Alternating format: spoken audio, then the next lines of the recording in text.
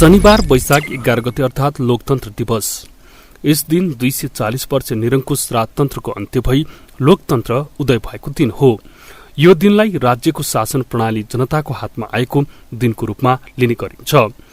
तत्कालीन राजा ज्ञानेन्द्र शाहको निरङ्कुश तन्त्र विरूद्ध जनआन्दोलन सफल भएको आज 15 वर्ष पूरा भएको छ। अघिल्ला वर्षहरूमा यस दिनमा विभिन्न कार्यक्रमहरू गरेर मनाइने गरिएको भए पनि यस वर्ष सरकारले औपचारिक रूपमा कुनै कार्यक्रमको आयोजना गरेन। राजा ज्ञानेन्द्रले निरङ्कुश शासन विरूद्ध आन्दोलनरत 7 दल र सशस्त्र युद्धरत तत्कालीन नेकपा माओवादी बीच 2062 मङ्सिरमा भएको 12 बुँदे समझदारीले एकै ठाउँमा आएर आन्दोलन गर्ने वातावरण बनेको थियो। विक्रम सम्वत 2062 चैत्र 24 गतिबाट शुरू भएको निर्णायक जनआन्दोलनले 2063 वैशाख 11 गते राजालाई घुँडा टेकायो। तत्कालीन राजा ज्ञानेन्द्रले संसद पुनर्स्थापनाको घोषणा गर्न बाध्य भए। विक्रम सम्वत 2063 जेठ 4 गते पुनर्स्थापित संसदले राजदरबारको अधिकार कटौती गर्यो। विक्रम सम्वत 2064 चैत्र 28 गते पहिलो संविधान सभा निर्वाचन भयो।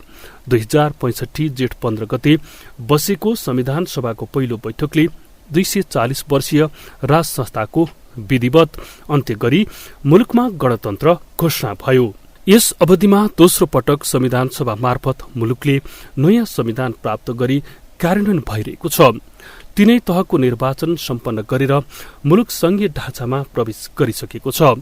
यसर्थ यो राजनीतिक उपलब्धिलाई दोस्रो जनआन्दोलनको सफलता मान्न सकिन्छ।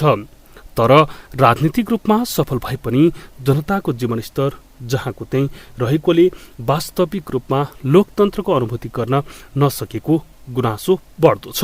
लोकतन्त्र टाइममा मासिएको त्यो मासिनुको कारण एउटै छ।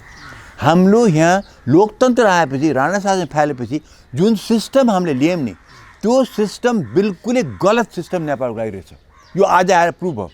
हामीले के गर्यौँ भनेदेखि त्यो बेलाको नेताहरू सबै भारतको इन्डिपेन्डेन्स मुभमेन्ट गएका थिए। अब महात्मा गान्धी, वल्लभभाई पटेल, नेहरू यस्तासँग काम गरे, जयप्रकाश नारायण, राममनोहर लोहिया, उनीहरू सबैजना बेलायतको प्रभावित, बेलायतको पार्लियामेन्ट्री सिस्टमबाट प्रभावित।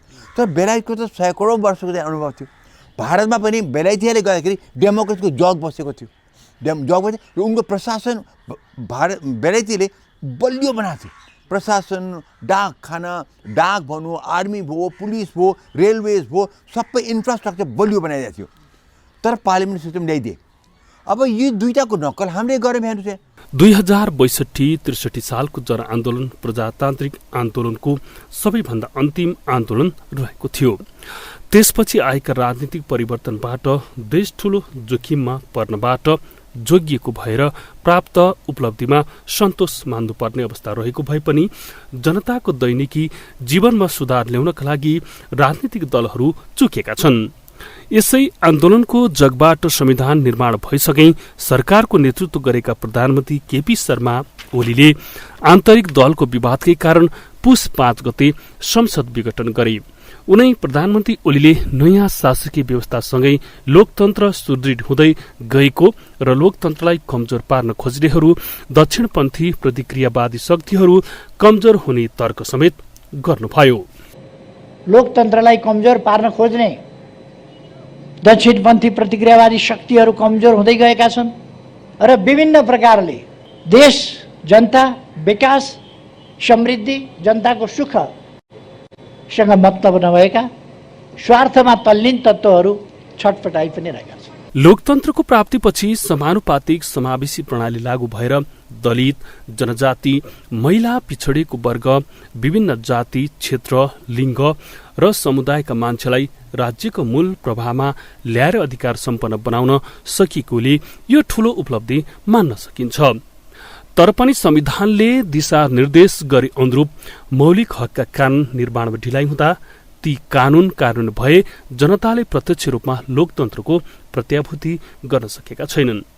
नेताहरूले लोकतन्त्रको बखान गरे पनि आम सर्वसाधारणले लोकतन्त्रको महसुस नगरेको बताइरहेका छन्। गाउँ गाउँमा सिंहदरबार भनेर प्रचार गरे पनि त्यो अधिकार गाउँसम्म पुगेको छैन। आधारभूत आवश्यकता, शिक्षा, स्वास्थ्य जस्ता विषयमा गरीब निमुखाको पहुँच जबसम्म पुग्दैन तबसम्म लोकतन्त्रको अनुभूति गर्न सकिँदैन। लोकतन्त्र स्थापनापछि नेपाली जनता राजनीतिक रूपमा शक्तिशाली भएको र राजनीतिक सफलता प्राप्त भएको कुरामा दुई मत छैन। तर लोकतन्त्र स्थापनापछि राजनीतिसँगै जनताले आफ्नो आर्थिक सामाजिक अवस्थामा सहज पहुँच र परिवर्तन चाहेका थिए। जनअपेक्षा अनुरूप त्यो पूरा हुन सकेको छैन। जनताले लोकतन्त्रको अनुभूति गर्न सकेको छैन भन्नु स्वाभाविक छ। राजनीतिक दल र सरकारका नेतृत्व गर्नेहरूले आम जनतामा लोकतन्त्रको महसुस गराउन के कस्तो काम र सुधार गर्नुपर्ने ध्यान दिन निकै ढिला भइसकेको छ। एबीसी न्यूजका लागि एमन पौडेल, काठमाडौँ।